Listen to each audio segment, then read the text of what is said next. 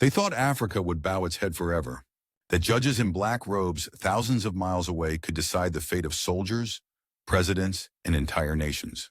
But on the 23rd of September 2025, the illusion shattered. Burkina Faso, Mali, and Niger tore their signatures from the Rome Statute and declared to the world, the International Criminal Court is not justice. It is a tool of neo-colonial power. This was not a slow divorce, it was a clean break. No committees, no delays, no polite review. In one stroke, the Sahel's military governments placed themselves outside the reach of a court that for decades had haunted African leaders, while sparing the powerful in Washington, London, and Paris. The weight of this act is immense. It is not only law, it is history bending. It is sovereignty spoken aloud. And it raises a question that will echo far beyond the Sahel. What happens when Africa no longer plays by rules it did not write? Stay with us. This is more than a headline, it is a turning point.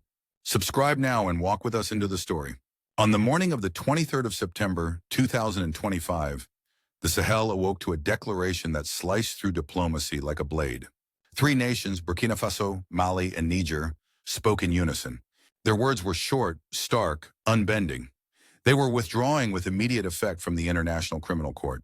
There was no talk of delay, no suggestion of compromise, no gesture toward reconsideration.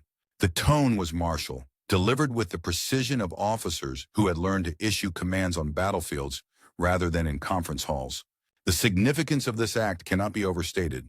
This was not some obscure exit from a technical body regulating trade or fisheries. This was the rejection of an institution that for more than 2 decades had claimed the mantle of global justice. It was the tearing down of an edifice that had loomed over African leaders, threatening indictments and warrants while shielding the architects of wars in other continents. It was a rebellion dressed as a withdrawal, a defiance written in the language of sovereignty. For many Africans, the announcement did not come as a surprise. The International Criminal Court had long been seen as a house of tilted scales, an institution where European crimes were invisible, yet African leaders were constantly paraded as trophies of international morality. The timing, however, made the act all the more explosive. These were not nations in peacetime, governed by stable democracies enjoying calm prosperity. These were states in the grip of insurgency, where villages burn at night, where soldiers die in ambushes, where entire provinces slip from state control. And yet, instead of seeking legitimacy through the knot of Europe, they rejected Europe's courtroom altogether. Burundi had once withdrawn, back in 2016, citing the same accusations of bias. South Africa, too, had announced a departure before stepping back. Kenya had openly defied the Hague when its leaders were indicted. But never before had 3 states acted together at once and without hesitation. The symbolism was heavier than the act itself. It was not isolation, but solidarity. Not retreat, but unity of defiance. The declaration landed like a tremor in the chambers of power. In Brussels, policymakers worried aloud about precedent. If 3 nations could walk away today, what would stop 5 more tomorrow? In Washington, the anxiety was sharper. The fragile legitimacy of international institutions, already questioned, now cracked further. Diplomats scrambled for statements, for explanations, for ways to dismiss the rupture as an anomaly. But it was not anomaly. It was culmination. The announcement spoke not just to law, but to memory. For decades, the Sahel had endured the fallout of NATO's war in Libya, a war that shattered the arsenal of Muammar Gaddafi and poured weapons across borders. Militants, traffickers, and mercenaries flooded south, and with them came endless violence.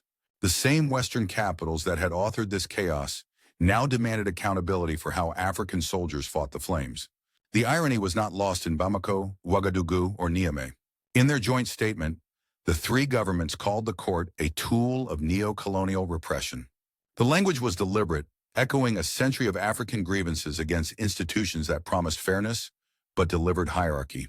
To them, the ICC was less a court and more a courtroom of Europe's making, one where Africans were summoned but Europeans never appeared in the dock. And so, the decision to withdraw was more than a legal maneuver. It was a political declaration. It was a reminder that sovereignty is not conferred, it is claimed.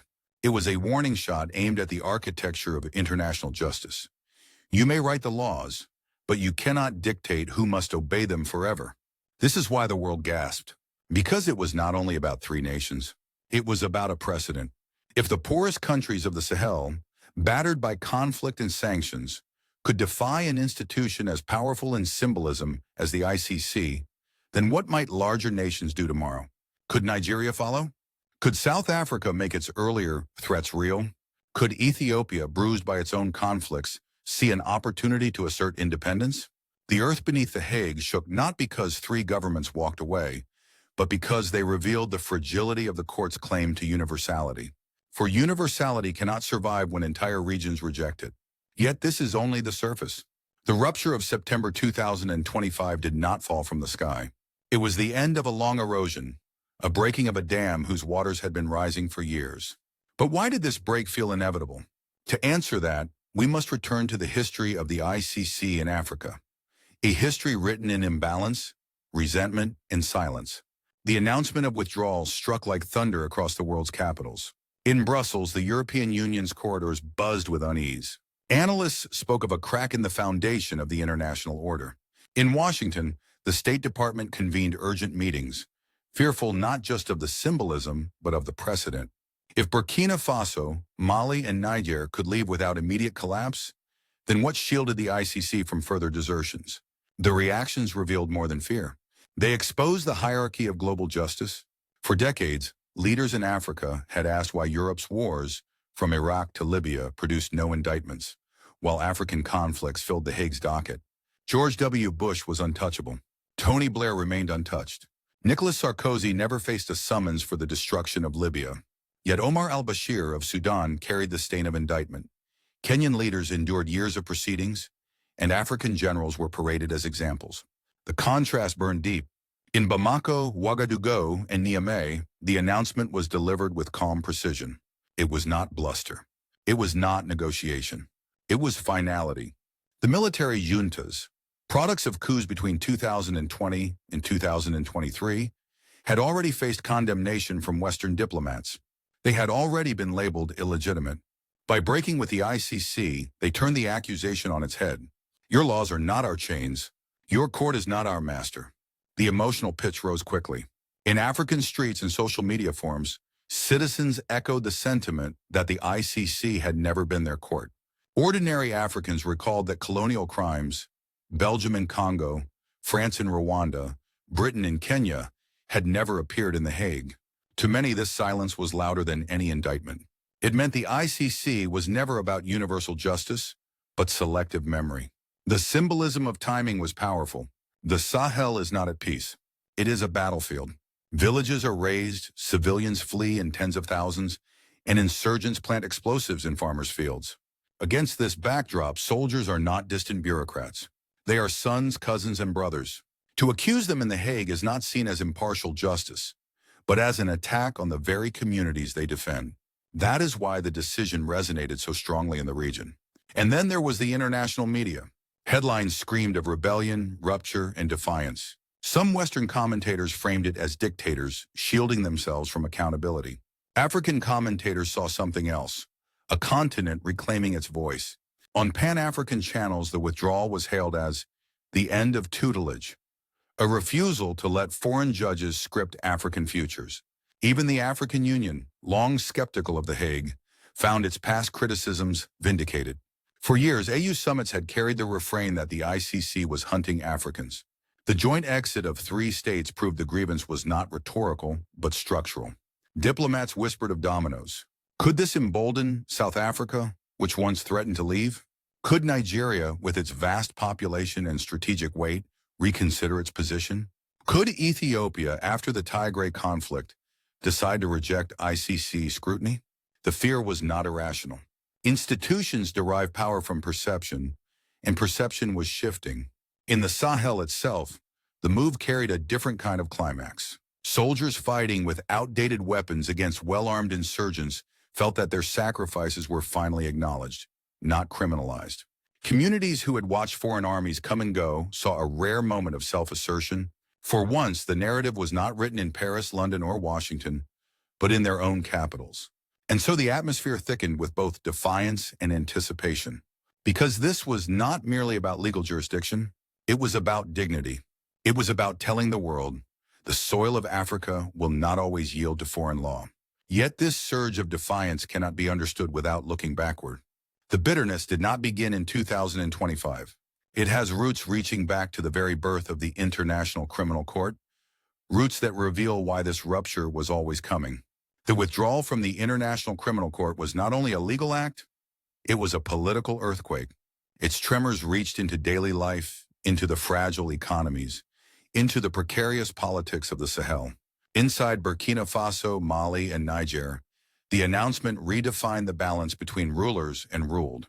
For the military juntas that seized power between 2020 and 2023, legitimacy had always been contested. Western governments called them unlawful. Regional bodies threatened sanctions. Yet by breaking free of the ICC, these regimes framed themselves not as usurpers, but as guardians of sovereignty. Suddenly, their rule was justified not by ballots, but by defiance. The impact on ordinary citizens was layered. For families displaced by insurgencies, the exit meant one thing above all. The soldiers fighting in their name would not be dragged before distant courts. In towns where brothers and cousins serve in the army, this carried enormous weight. Soldiers were no longer potential criminals in waiting, but defenders recognized by their own governments as beyond foreign judgment. Communities already scarred by violence saw the move as a gesture of solidarity. Yet there were risks. The immediate effect was diplomatic isolation. Aid packages already shrinking could contract further. Development loans could stall. Western donors who tied assistance to human rights oversight might now hesitate to engage. In fragile economies, such shocks are not abstract. They affect food supplies, salaries, hospitals, and schools. Critics inside and outside the Sahel argued that sovereignty without bread risked becoming hollow. Still, the governments pressed on. Their message was clear: aid must not come with chains. They invoked a philosophy that echoed across Africa: trade over aid, partnership over pity, and for many this struck a chord. For decades, assistance had arrived with conditions. Withdrawal from the ICC symbolized a wider rejection of external dictates. Politically, the act strengthened the juntas. Leaders who once faced questions about their coups now carried a different image: men who stood up to Europe. In Burkina Faso, the figure of Captain Ibrahim Traoré, once known mainly for seizing power in 2022, became intertwined with this act of resistance. To many, the Ibrahim Traoré coup was no longer just an internal reshuffle of power. It became part of a broader narrative of liberation from neo-colonial oversight. His name, like those of his Sahelian counterparts, turned into a symbol of defiance across the continent. Civil society responded with mixed voices. Some human rights groups worried that rejecting the ICC would leave victims of atrocities without recourse. They feared that without international mechanisms, abuses by armed groups or state forces might go unpunished. Others countered that the ICC had never delivered justice for Africans in the first place. Cases dragged for years, few convictions stood, and Western crimes remained untouched. For them, indigenous systems of justice offered more promise than distant tribunals. In the political landscape of Africa, the withdrawal resonated far beyond the Sahel. Kenya remembered its defiance. South Africa reconsidered its stalled departure. Nigeria's debates grew louder. The sense was unmistakable. If the Sahel could walk out during war, what stopped more powerful nations from doing the same in peace? The domestic narrative was equally powerful. Radio stations in rural Burkina Faso framed the exit as a declaration that Africans would no longer be judged by outsiders. In Niger, communities displaced by violence heard the message as proof that their suffering was not to be weaponized in foreign courts. In Mali, veterans of battles against insurgents interpreted it as recognition that their fight was one of survival, not criminality. But history offered a warning. Sovereignty without accountability can drift into impunity. The challenge ahead lay in building credible mechanisms of justice rooted in African soil. Without them, the symbolism of the withdrawal might fade into cynicism. And so the Sahel stood at a crossroads. One path toward greater isolation, the other toward self-defined justice. The choice was perilous, but also pregnant with possibility. Yet sovereignty claimed inside national borders is only half the story. What matters next is how the world beyond Africa responds, and whether international reactions will strangle or strengthen this act of defiance. The reverberations of the Sahel's withdrawal traveled swiftly across continents. In European capitals, the move was framed as reckless, a sign of juntas shielding themselves from scrutiny. The European Union issued statements emphasizing the importance of universal justice. Yet beneath the rhetoric lay an unmistakable anxiety. If 3 states could reject the ICC without immediate collapse, what stopped others from following? In Washington, the reaction was sharper. The United States itself never ratified the Rome Statute, yet it relied on the ICC's presence in Africa to legitimize international oversight. The withdrawal exposed the hypocrisy at the heart of global governance. Those who demanded compliance had never submitted themselves to the same laws. American officials worried that the precedent might erode their leverage, not just in Africa, but in other regions where their moral authority was already fraying. Regional bodies faced a dilemma. ECOWAS, already strained by political crises and coups, hesitated to condemn the move too strongly, fearing backlash from populations sympathetic to sovereignty. The African Union, long critical of the ICC's selective prosecutions, found its skepticism vindicated. For years, African leaders had accused the court of being biased against them. Now, 3 member states had acted decisively on that critique, and the AU could not ignore the symbolism. Beyond Africa, the global stage was shifting. Russia, China, and Turkey signaled quiet approval. These powers had long argued that Western-led institutions were instruments of control. The Sahel's rejection of the ICC aligned neatly with their narrative of a multipolar world, where no single bloc defines morality. For Moscow, Beijing, and Ankara, the move opened doors to deeper military and economic ties, further loosening the grip of Western influence in the region. Meanwhile, African commentators drew parallels with economic institutions.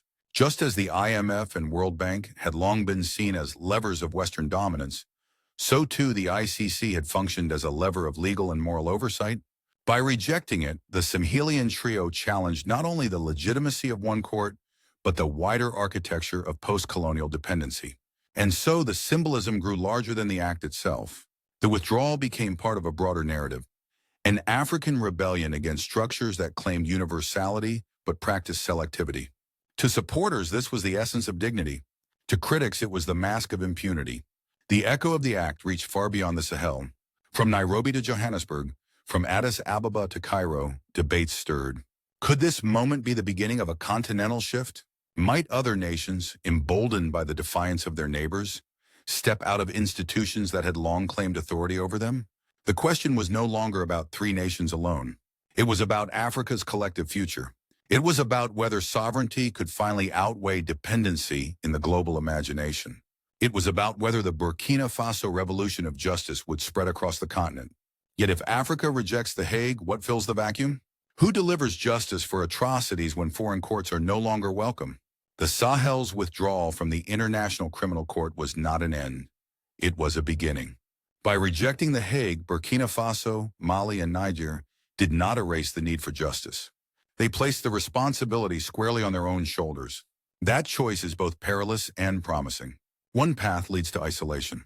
Western donors, already hesitant, may further reduce aid. Sanctions could tighten. Critics may claim that the withdrawal was a shield for juntas afraid of accountability. Without credible alternatives, the move could indeed become a symbol of impunity rather than sovereignty. But there is another path, one that draws from Africa's deep traditions of justice. Long before the ICC, African societies had systems designed not to isolate offenders in distant prisons, but to heal fractured communities.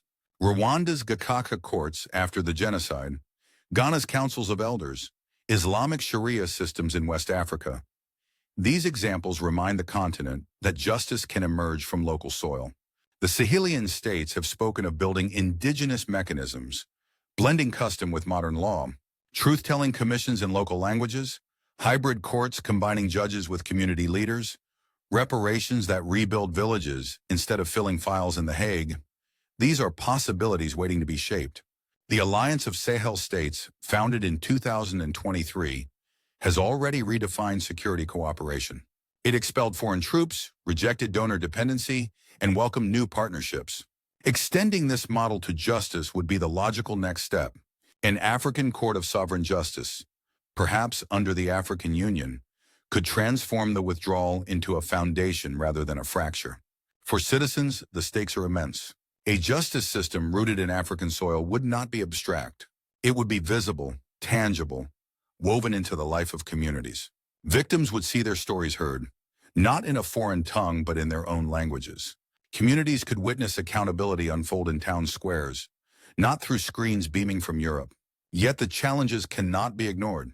Building such systems requires resources, training, and political will.